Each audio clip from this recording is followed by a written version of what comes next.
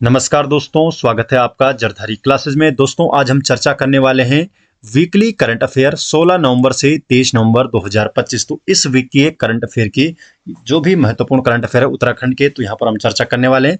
दोस्तों, लास्ट में आपको एक प्रश्न भी पूछा जाएगा जिसका जवाब वो आपको कमेंट बॉक्स में देना है। तो क्वेश्चन नंबर 1 है, मसूरी में प्रस्तावित बहुआयामी भूभौतिकीय वेधशाला का प्रमुख उद्देश्य क्या है?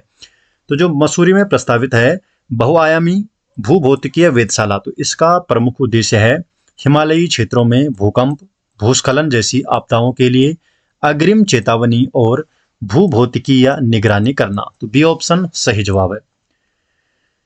डिटेल जान लेते हैं। तो मसूरी उत्तराखंड में भारतीय भूचुंबकत्व संस्थान द्वारा बहुआयामी भूभौतिकीय वेधशाला MPGO multi parameter geophysical observatory की स्थापना का शिलान्यास survey of India campus Landour road पर किया गया। ये एक हाईटेक वेधशाला होगी। इस वेधशाला का उद्देश्य है पृथ्वी के भीतर हो रहे भूभौतिकीय परिवर्तन, जिसमें आता है तनाव, दाब, सूक्ष्म कंपन, चुंबकीय और विद्युत बदलाव, इसकी लगातार निगरानी कर भूकंप, भूस्खलन जैसी आपदाओं के संभावित संकेत पहले से पकड़ना। हिमालयी क्षेत्र, जिसमें उत्तराखंड आ गया, हिमाचल प्रदेश और सिक्किम टेक्टोनिक रूप से अत्यंत सक्रिय और नाजुक हैं, जहां बार बार भूकंप, भूस्खलन और बाढ़ जैसी आपदाएं आती है। मल्टी पैरामीटर जियोफिजिकल ऑब्जर्वेटरी जो MPGO है, इसके द्वारा इनके लिए समय रहते अलर्ट जारी करने की वैज्ञानिक क्षमता बढ़ेगी। ये वेधशाला उत्तराखंड सरकार, राष्ट्रीय आपदा प्रबंधन प्राधिकरण NDMA national disaster management authority एवं अन्य एजेंसियों को अधिक सटीक और तेज डेटा उपलब्ध कराएगी, जिससे आपदा जोखिम न्यूनीकरण और त्वरित रिस्पांस प्लानिंग मजबूत होगी। क्वेश्चन नंबर 2, राष्ट्रीय जल संरक्षण राष्ट्रीय जल पुरस्कार के संदर्भ में हाल ही में उत्तराखंड के किस जल योद्धा को जल संरक्षण एवं प्रबंधन के क्षेत्र में उत्कृष्ट योगदान के लिए राष्ट्रपति द्रौपदी मुर्मू द्वारा सम्मानित किया गया है? तो राष्ट्रीय जल पुरस्कार के संदर्भ में किस जल योद्धा को सम्मानित किया गया है? मोहन चंद्र कांडपाल। तो सी ऑप्शन सही जवाब है, मोहन चंद्र कांडपाल। तो नई दिल्ली के विज्ञान भवन में आयोजित समारोह में राष्ट्रपति द्रौपदी मुर्मू द्वारा छठे राष्ट्रीय जल पुरस्कार और जल संचय जन भागीदारी पुरस्कार प्रदान किए गए।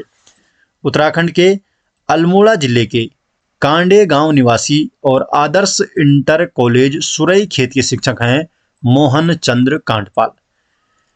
इन्हें पहाड़ी क्षेत्रों में जल संरक्षण एवं प्रबंधन के क्षेत्र में उनके उत्कृष्ट दीर्घकालिक योगदान के लिए सम्मानित किया गया है। मोहन कांडपाल कई वर्षों से पानी बोओ पानी उगाओ अभियान चला रहे हैं। तो कौन सा अभियान है? पानी बोओ पानी उगाओ अभियान। इसके तहत वे वर्षा जल संरक्षण और भूजल पुनर्भरण के स्थानीय, कम लागत और सामुदायिक मॉडल विकसित और लागू कर रहे हैं।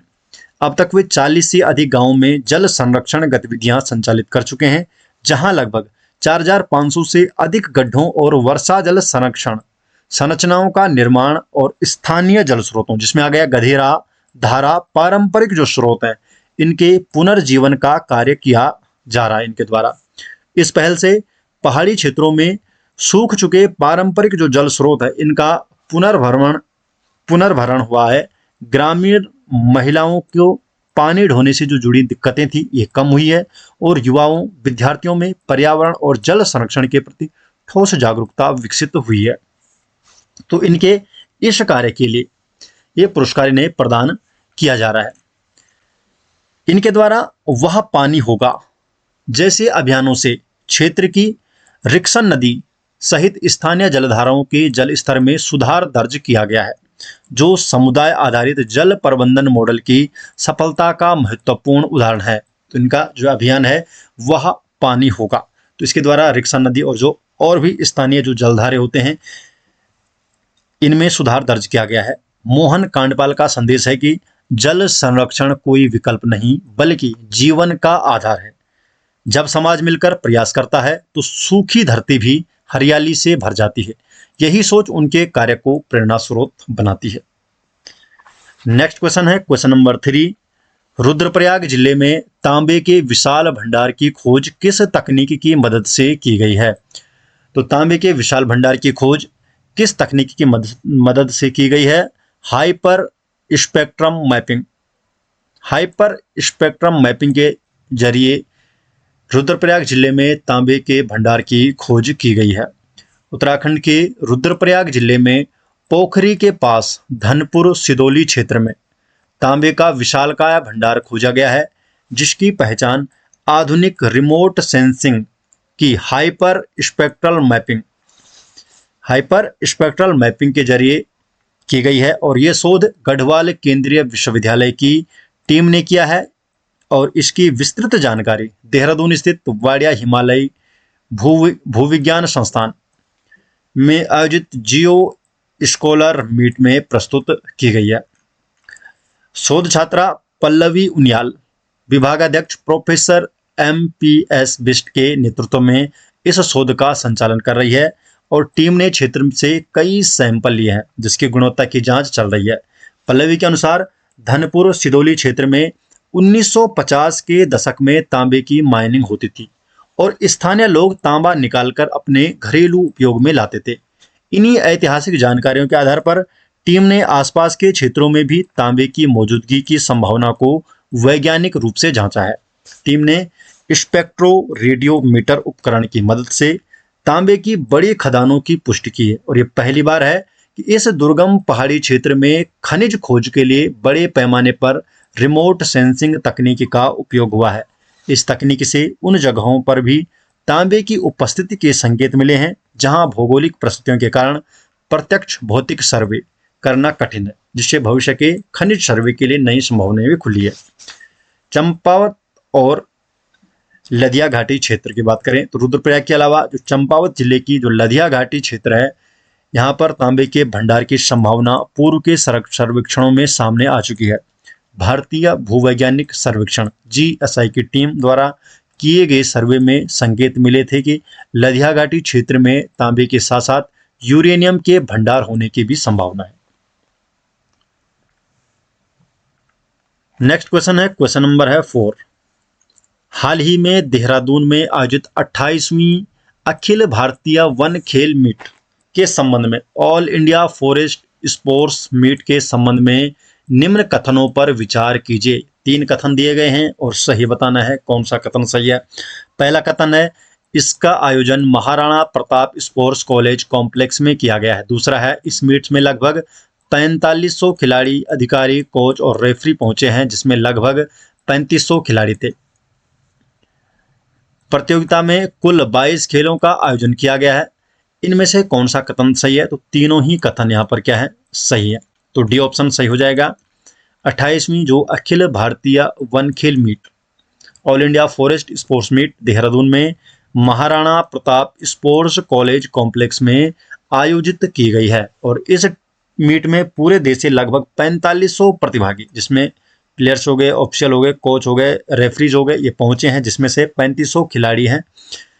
प्रतियोगिता हुई 16 नवंबर तक चली, 12 से 16 नवंबर तक ये प्रतियोगिता चली, जिसमें 22 खेल आयोजित किए गए थे। तो 22 खेल यहाँ पर आयोजित किए गए थे। दोस्तों, ये जो सभी करंट अफेयर है ना, उत्तराखंड के वीकली करंट अफेयर हो गए, चाहे डेली करंट अफेयर हो गए या जरधारी क्लासेस के जो भी नोट्स हैं, ये आपको मिलते हैं हमारे एप्लीकेशन में। अगर आप प्ले स्टोर पे सर्च करते हैं जरधारी क्लासेस या उत्तराखंड जीके, तो फर्स्ट में ये आपको उत्तराखंड जनरल नॉलेज के नाम से ये एप्लीकेशन मिल जाएगा। आप इसे यहाँ पर डाउनलोड कर सकते हैं और इसे इंस्टॉल करने के बाद जब आप इसे ओपन करेंगे तो जरधारी क्लासेस के यहाँ पर सभी नोट्स आपको यहाँ पर देखने को मिल जाएंगे।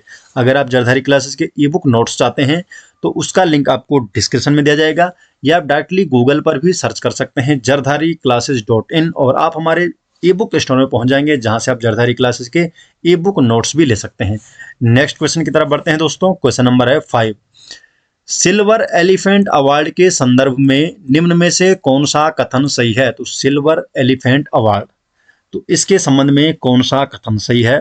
ऑप्शन नंबर बी, ये भारत स्काउट एंड गाइड्स का सर्वोच्च राष्ट्रीय सम्मान है, जो स्काउट गाइड आंदोलन और राष्ट्र निर्माण में उत्कृष्ट योगदान के लिए दिया जाता है। तो बी ऑप्शन सही जवाब है। डिटेल जान लेते हैं।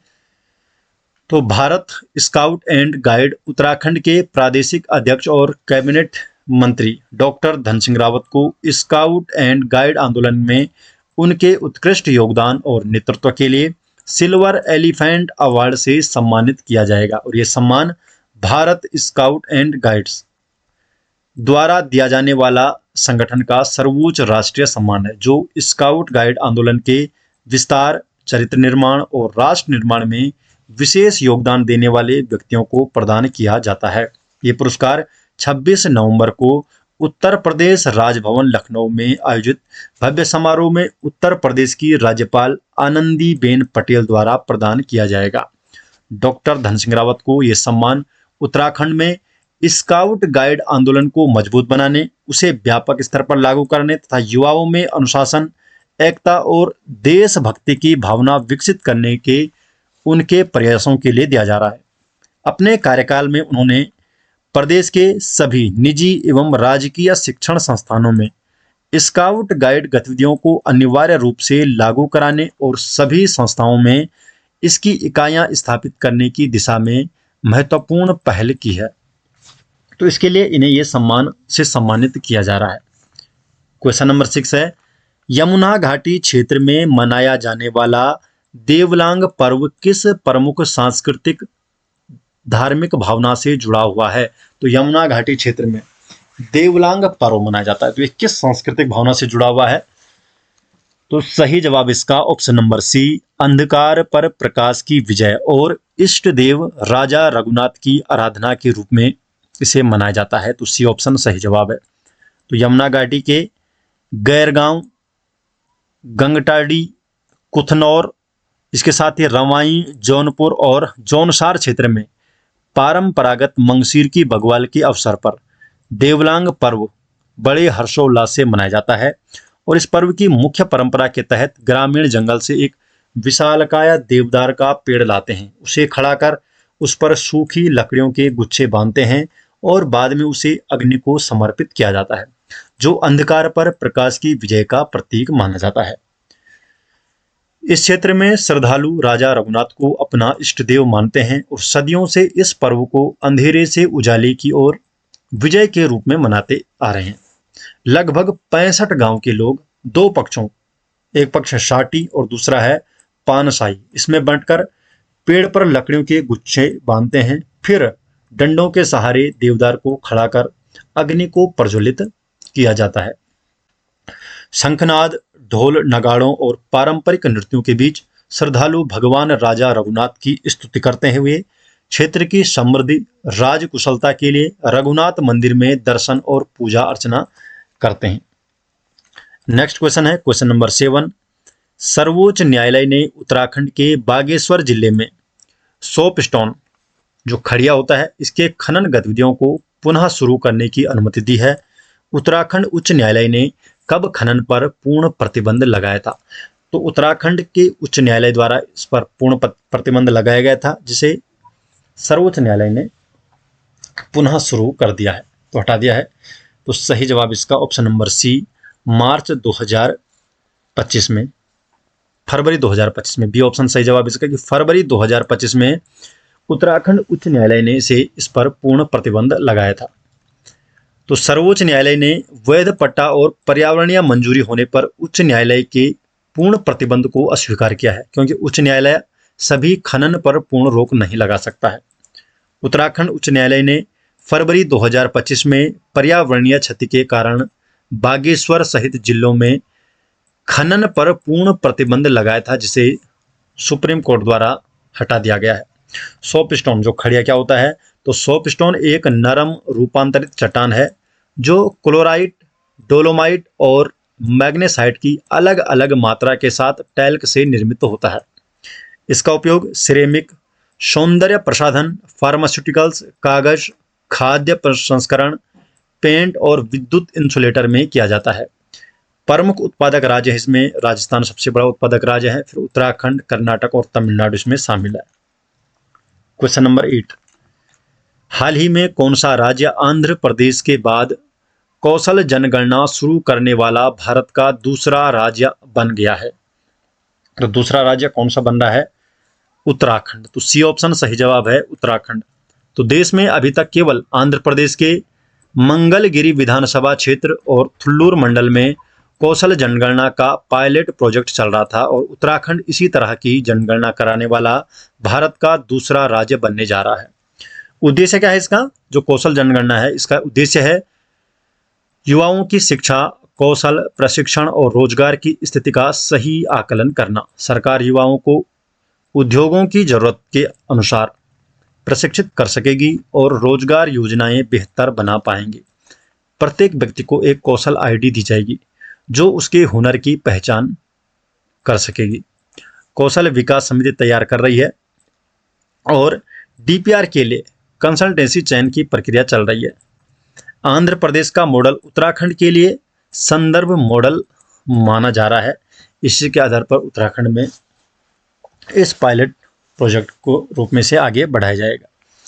क्वेश्चन नंबर 9, हाल ही में उत्तराखंड कैबिनेट ने किस योजना को मंजूरी दी है जिसका उद्देश्य है राज्य के सभी परिवारों का प्रमाणिक डेटाबेस तैयार करना? तो राज्य के सभी परिवारों का प्रमाणिक डेटाबेस तैयार करने के लिए उत्तराखंड कैबिनेट ने किस योजना को मंजूरी दी है? तो सही जवाब है देवभूमि परिवार योजना। तो देवभूमि परिवार योजना को मंजूरी दी है उत्तराखंड कैबिनेट ने, जिसमें सभी परिवारों का प्रमाणिक डेटाबेस तैयार किया जाएगा।